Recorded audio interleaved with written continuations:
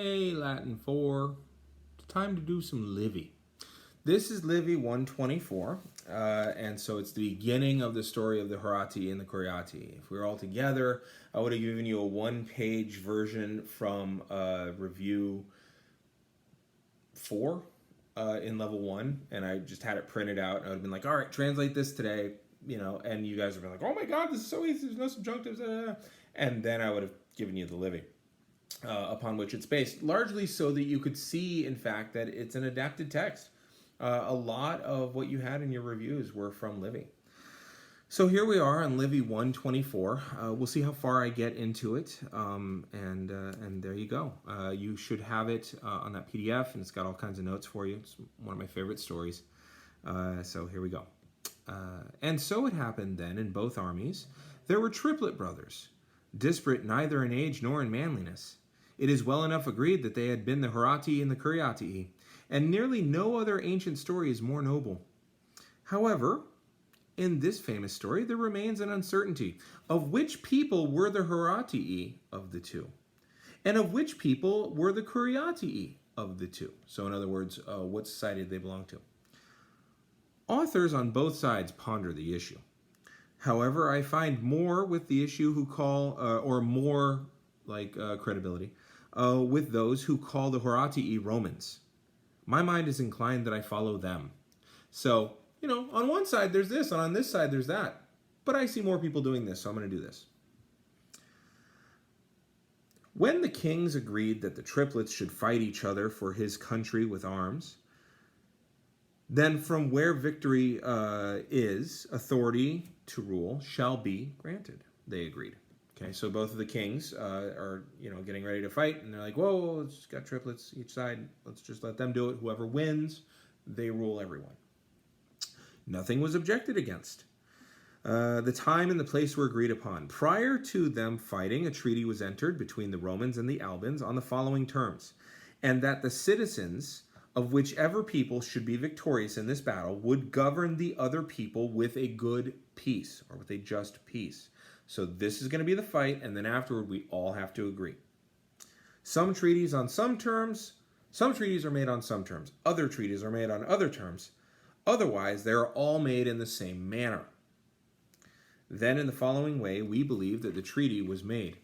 No memory of any treaty is older. Now we get to the words that I absolutely love. I called this guy a war priest because that sounded cool. The war priest asked King Tullus, this is Hostilius, the third king, thus, do you order me, O king, to make a treaty with the officiating priest of the Alban people?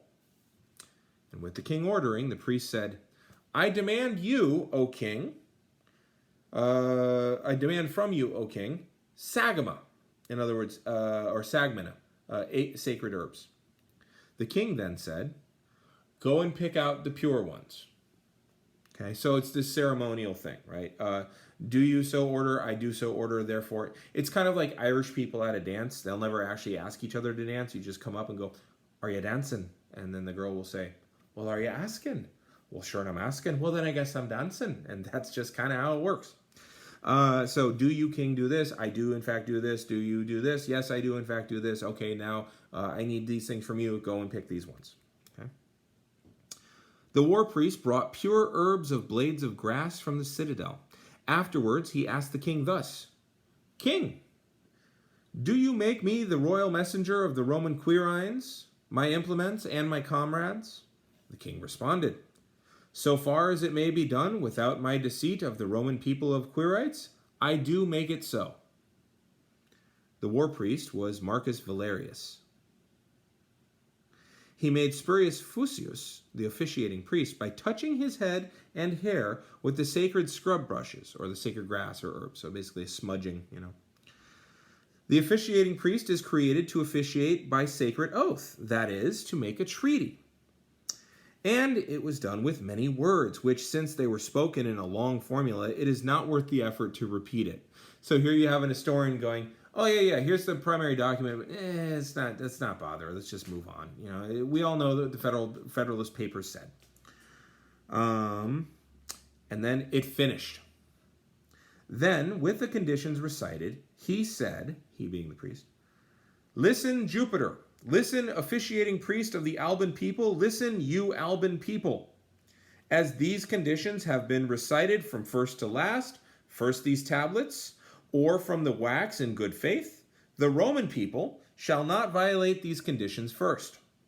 If they do violate first by public consent in bad faith, then on that day Jupiter should smite the Roman people, just as I shall smite this pig here today."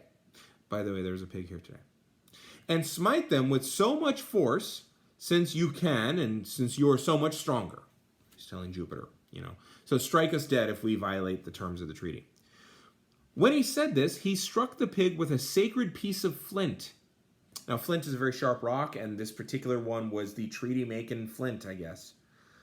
In the same manner as his delivery to the Romans, he made his oath to the Albans, and through their own dictator and priests, they pledged the same.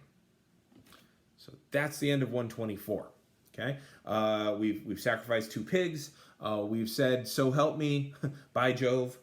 "So help me if I violate the treaty first. May God strike me down as we've struck down this pig." And also, I've used all the sacred herbs and all the kind of stuff like that. So there you go. It's getting ready to fight. It's going to be exciting. So that was Livy 124. I'm going to hit the button.